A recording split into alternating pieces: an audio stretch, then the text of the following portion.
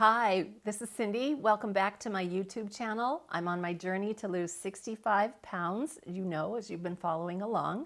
This is week 20. And for week 20, I'm going to start out with a story, a little story.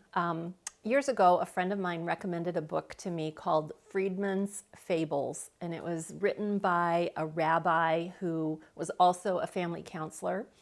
And a lot of us have grown up with Aesop's fables, like the tortoise and the hare, and the ant and the grasshopper, and they're these stories that have a lesson to them. So Edwin Friedman wrote this story called The Bridge, and I'm going to tell it to you, but I'll probably slay it, so you might want to read it. But it's the story of two men who are approaching each other from opposite sides of a bridge, and the bridge is over a rushing river. So as they get closer and closer, the first guy notices that this guy over here has a large rope tied around his waist multiple times. And as they get together, the guy hands the first guy the rope and says, "Here, would you hold this for just a minute?" He hands him one end of the rope. And when he takes hold of that rope, the other guy with the rope just jumps off the bridge, hurtling toward the water below. And the first guy is shocked. He's like, "Oh my gosh." So he's holding on as tight as he can. And the other guy who falls doesn't hit the water. He's just hanging there by the rope. And the first guy says, what are you doing? Why'd you do this? And the guy at the bottom says, "You got to hold on. You got to hold me or I'm lost." And the guy at the top's like, "Wait, wrap the rope around your waist and you climb up and I'll pull you up. I think I can get you up." And the guy at the bottom says, no, you have to hold on." And the guy at the top is just at a loss. Like, what do you do? I've got this man hanging by this rope and he's going to die if I let go. So he says to him, "You've got to help me." And the guy at the bottom says, "No, my life is in your hands. You've got to hold on." And the guy gets tired. The guy at the top is tired and he looks around and he's looking for help and help is not coming and there's no place to tie the rope onto the bridge. And finally he looks at the man and he says, "Listen, you gave me this responsibility. If you can't help get yourself out of a problem, I'm going to let go of this rope." And the guy at the bottom says, you can't, I'll die if you let go. You've got to hold on."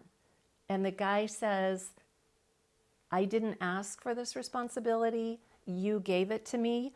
You help yourself get out of this. I'll help you too, but you've got to help yourself." And the guy at the bottom refused. So guess what happened? He let go of the rope. It's kind of a tough story, isn't it?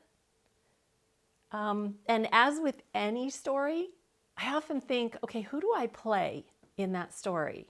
Am I the guy at the top of the bridge who's holding on so tightly to a responsibility that I didn't ask for? Or am I the guy swinging at the bottom of that rope who's given all of his power and all of the responsibility to another person or another circumstance? I think, truth be told, we play both characters in our lives. This week, I took a good long look at what is keeping me from losing more weight, what's really holding me back. And as most of you know, I'm a certified life coach, but often we can't see what's going on in our own minds. We can't see the things that we're struggling with clearly. So I was able to meet with a friend of mine, Ann Jones, who's a wonderful, wonderful life coach. I'm so grateful to her. And we had just one session, just a really great session. And I was able to let go of the rope. There was a rope that I've been holding on to for decades that I could simply let go of. And it's made all the difference in the world. This week, I'm happy to report I lost 2.6 pounds. And you guys, I don't think that's a coincidence. So my tip for this week is, what rope are you holding on to in your life? Or what rope have you given to another person to support you when that's really not their job?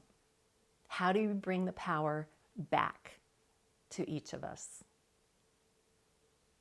I'll see you next week with good news. That's all I have to say.